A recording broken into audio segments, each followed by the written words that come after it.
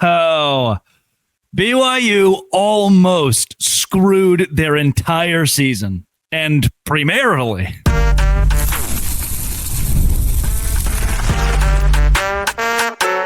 You are Locked On Big 12, your daily podcast on the Big 12 Conference. Part of the Locked On Podcast Network, your team every day.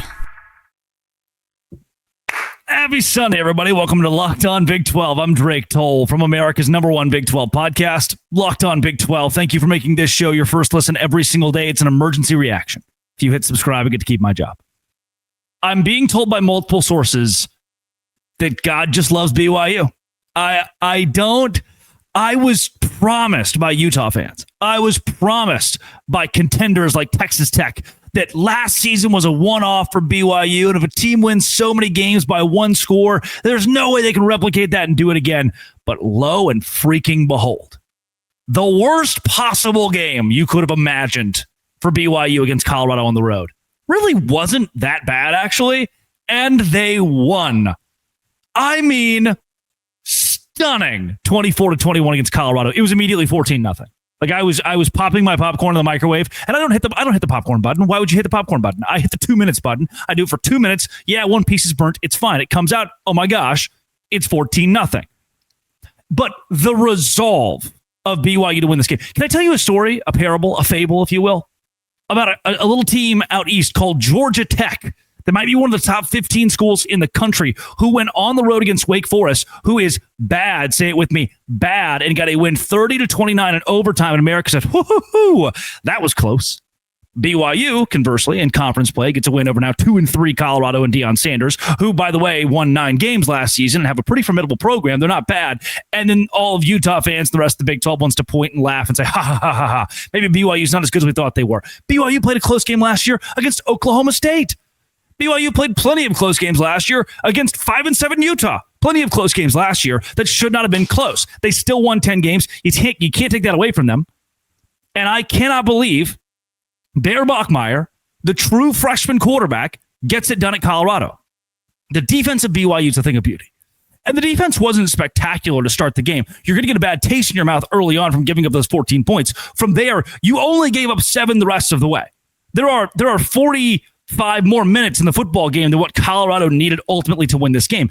And Aaron Roderick was methodical. Can I tell you, I hope a woman loves me one day as much as that man loves a speed option on any and every down. I tweeted this out from the Locked On Big 12 account, and I think it holds true that, to me, the BYU offense, a great tight end, a pretty solid offensive line, by the way, a quarterback who is a centaur. The kid can run. He's like 220 pounds. A couple wide receivers that are elite. A running back that is elite. And only one running back. We need to fix the depth there, please. You can't have your other running back be the quarterback. But all of those things feel kind of duct taped together. They feel like pieced together here. But it works. I still wouldn't trust Aaron Roderick to babysit my kids. I still hope that Jay Hill's not sending him a very nice Christmas card. Maybe a couple dollars in the mail. But ultimately, when you win in conference play, you win in conference play.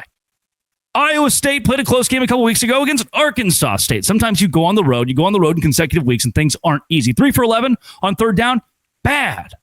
You force Colorado into 3 for 9. That's not that bad. Colorado only had 291 yards. We're talking about a Deion Sanders who coached the Heisman Trophy winner last year, as well as one of college football's best quarterbacks. And you held Colorado. They only threw the ball 16 times. 16 times to the tune of 119 yards. They had 172 on the ground, which is abnormally good for Colorado, and their quarterbacks ran the ball well, and BYU has to fix that. But their defense is fun to watch. They close out the game with a turnover. The turnovers are the most important piece of how BYU was able to win games last year, special teams, turnovers, and ultimately, BYU's ability to run the ball, granted sometimes with weird, like, end around. Okay. Trap T.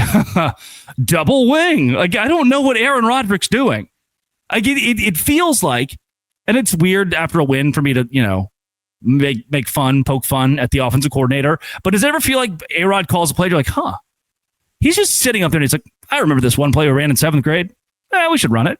Trap T. And then the next play, you throw the ball 40 yards downfield, and Bear Bachmeier has a pretty darn good arm for a true freshman, by the way. And what I find hilarious is that Colorado's only defense on those balls was just tackle the receiver. Hope for the best. Tackle the receiver, hope for the best. Bear Bachmeier, 19 for 27. That's pretty good. 179 yards. Not great. 2 touchdowns, no interceptions. That is solid.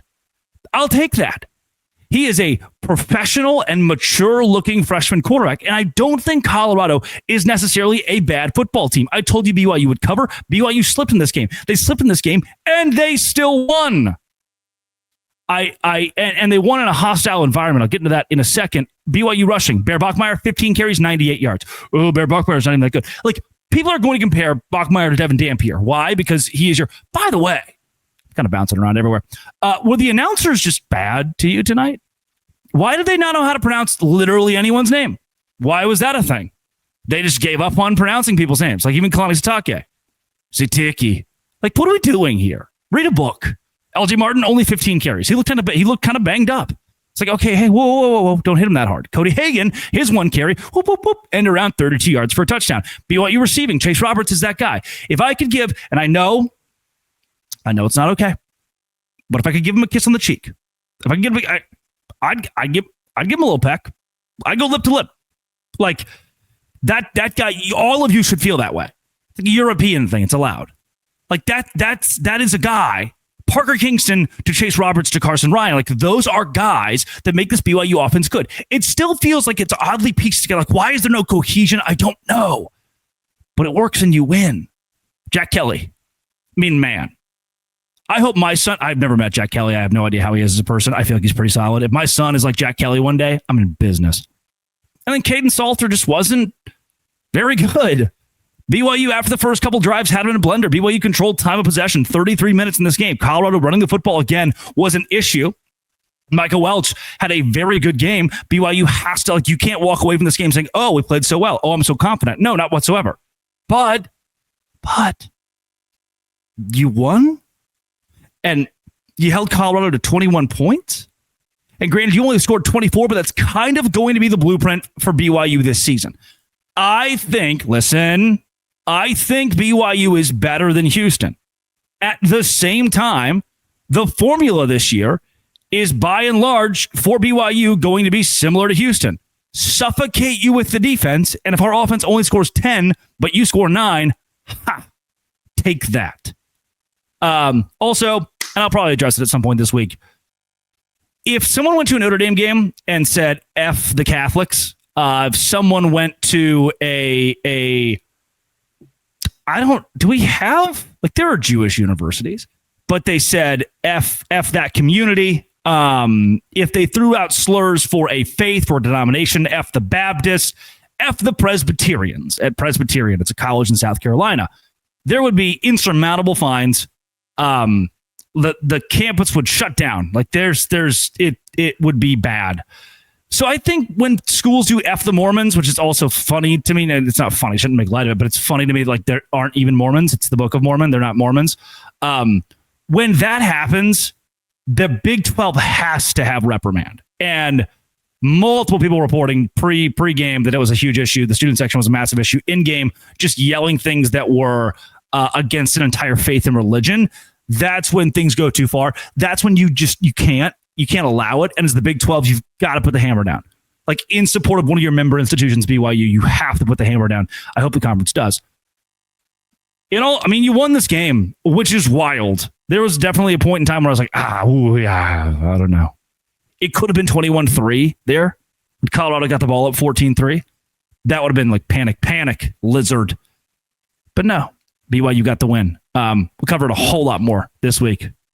If you hit subscribe, you get to keep my job. Where will BYU be in the power rankings? It's coming tomorrow. Locked On. Thanks for making it your first listen every single day.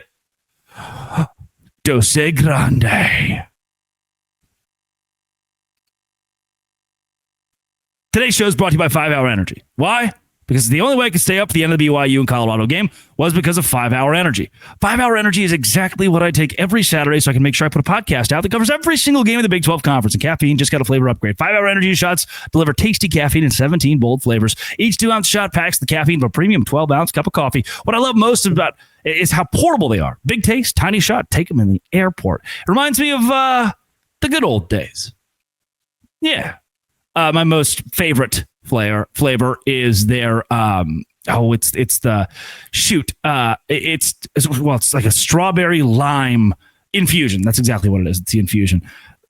It's 2 a.m. on the East Coast. Enough of boring, flavorless caffeine. It's time to give your caffeine a flavor upgrade with 5-Hour Energy shots. Get the favorites you love. Be bold. Try something new in-store and online. 5hourenergy.com or Amazon today. 5hourenergy.com or go to Amazon and do it today. 5-Hour Energy.